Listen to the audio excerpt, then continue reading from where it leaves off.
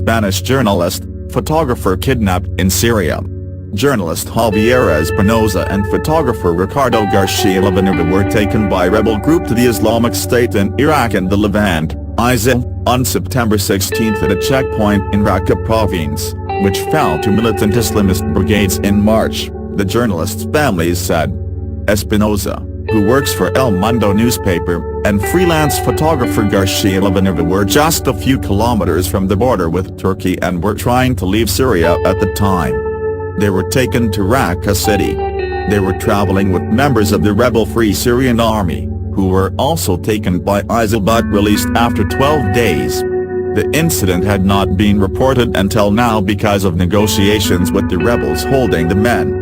The pair are veteran journalists who have covered the Syrian conflict since its beginning and have traveled to the region around 10 times. 55 journalists have been killed and 30 are still missing in Syria, according to the New York-based Committee to Protect Journalists, making the 2.5-year-old crisis the most dangerous place in the world for media workers. Syria's conflict began with peaceful protests in March 2011 and developed into an armed insurrection when these were violently suppressed. More than 100,000 people have been killed and fighting has broadly settled into a stalemate. Hardline Islamist groups have exploited the power vacuum in many rebel-held areas to exercise their authority at the expense of more moderate opposition factions.